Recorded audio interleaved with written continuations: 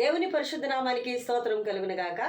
ఈ దినమున దేవుడిస్తున్న లేఖన భాగము లూకాసు వార్త 19వ అధ్యాయము 10వ వచనము. నశించిన దాన్ని వెతికి రక్షించుటకు మనుష్య కుమారుడు వచ్చినని అతనితో చెప్పాను. హల్లెలూయా. ప్రియ దేవుని బిడ్డలారా, ఎప్పుడు ఈ వాగ్దానం దేవుడు మాట్లాడుతున్నాడంటే, ఆయన సంచరిస్తూ ఎరికో అనే ఒక పట్టణానికి వచ్చినప్పుడు సుంకపు గుత్తదారుడైన జక్కయ్య అనే ఒక వ్యక్తి ఆ స్థలములో యేసు ఎవరో అని చూడాలని ఆశ కలిగినప్పుడు అతడు పొట్టివాడై ఉన్నందున యేసు ప్రభుని చూడలేకపోయాడు.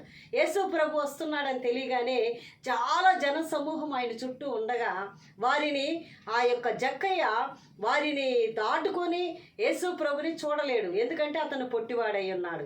ప్రియ దేవుని బిడ్డలారా, అలాంటి సందర్భంలో ఆయన ఒక మేడి చెట్టుకి యేసు ప్రభుని చూడాలని ఆశ కలిగినప్పుడు యేసుక్రీస్తు ప్రభు వారు ఆ చోటికి రాగానే తల పైకెత్తి, జక్కయ్య, ఈరోజు నీ ఇంటిలోనే ఉండవలసి ఉన్నది, త్వరగా దిగుము, నీ ఇంటికి నేను వస్తున్నా అని చెప్పాడు. ప్రియ దేవుని బిడ్డలారా, ఎంత సంతోషం చూడండి.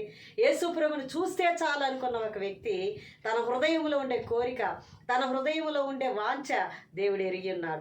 ఆయన హృదయ రహస్యములు ఎరిగే దేవుడు, హృదయంలో ఉండే ఆ యొక్క కోరికలను, హృదయంలో ఉండే ఆలోచనలను ఎరిగే దేవుడు. ఆయన అంటున్నాడు, జక్కయ్య, త్వరగా దిగు, నేను ఈరోజు ఇంటికి వస్తా. ఎంతో సంతోషము. కానీ ఆయన అనుకున్నాడు, నేను చూస్తాను అనుకున్నాడు, కానీ ఆ దేవుడే మన ఇంటికి వస్తున్నాడనే సంతోషంతో ప్రభువా నువ్వు నా ఇంటికి రమ్మని ఆయన ఎంతో ప్రేమగా ఆహ్వానించినట్టుగా మనం చూస్తున్నాం. ఆ ఇంటిలో ప్రవేశించగానే యేసుక్రీస్తు ప్రభువారు, నీవు ఈ పాపం చేశావు, మారాలి, ఇలా మారి పాపములన్నీ విడిచిపెట్టమని మరి ఆయన గద్దించలేదు, ఆయన హెచ్చరించలేదు, ఆయన ఏమాత్రం కూడా ఏమీ చెప్పలేదు. కానీ దేవుడైతే ఎప్పుడైతే ఆ ఇంటిలో అడుగుపెట్టాడో అతని హృదయం గుచ్చబడింది. ప్రభువా, నేను ఎవరి దగ్గరైనా అన్యాయంగా తీసుకుంటే, ట్యాక్స్ కలెక్టర్ అన్నమాట, సుంకపు గుత్తదారుడైన నేను ఎంతో మంది దగ్గర అన్యాయముగా తీసుకొని ఉంటే వాళ్ళకి ఆస్తిలో సగం భాగం నేను ఇస్తానన్నాడు. ఇంకా ఎవరైనా నేను అన్యాయంగా తీసుకుంటే, ఒక వంతు తీసుకుంటే వాళ్ళకి 4 అంతులుగా నేను చెల్లిస్తానని ఆయన చెప్పినట్టుగా మనం చూస్తున్నాం. ప్రియ దేవుని బిడ్డలారా, పాపము వలన వచ్చే జీతము మరణము. నశించిపోయిన జక్కయ్య పాపములో అనేకుల దగ్గర ఒకవేళ అన్యాయముగా సంపాదించి దేవునికి ఇష్టం లేకుండా బ్రతికినట్టు ఒకవేళ ఉండొచ్చు, దేవుడికి ఇష్టం లేనిది ఏదైనా ఉండొచ్చు. కానీ దేవుడు ఒకరోజు ఆయన దర్శించాలనుకున్నాడు.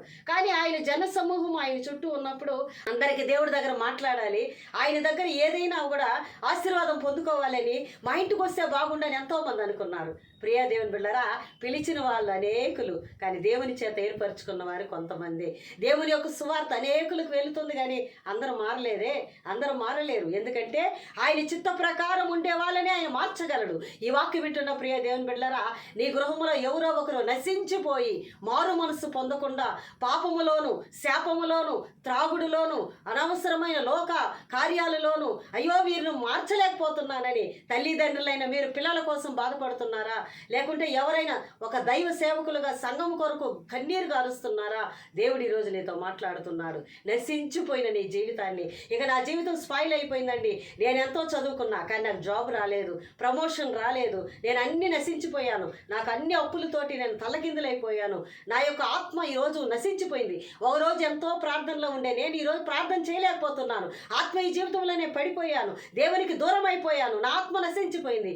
దేవుడు ఈరోజు నీతో మాట్లాడుతున్నాడు. ఇదిగో నీ ఇంటికి నేను వస్తాను అంటున్నాడు. నీ మనసులోకి నేను వస్తాను, నీ ఆత్మలోకి నేను వస్తాను. దేవుని ఆలయం ఏంటంటే నీ యొక్క శరీరమే.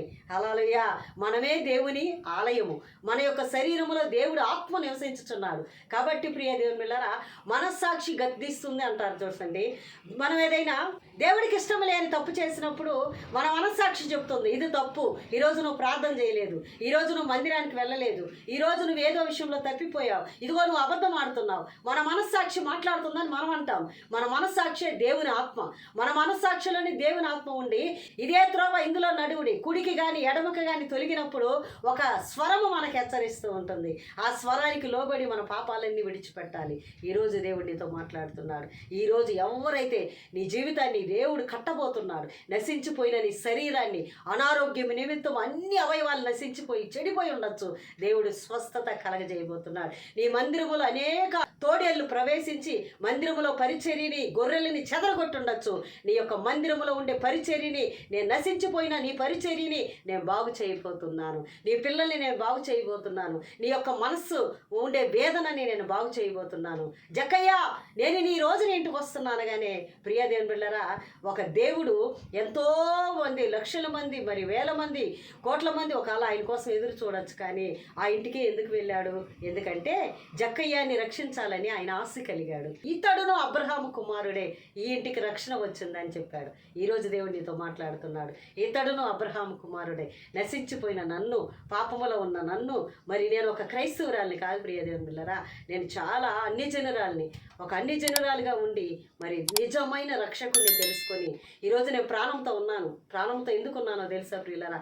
ఈ రక్షకుడు నా ఇంటికి వచ్చాడు, నా మనసులోకి వచ్చాడు, నన్ను మార్చాడు, నా పాపాలన్నీ తీసివేసి ఈరోజు పరిశుద్ధరాలుగా, సేవకురాలుగా మీ ముందు నిలబెట్టాడు. దేవుడిచ్చిన వాక్యాన్ని దేవుడు దీవించును గాక. ఆమేన్.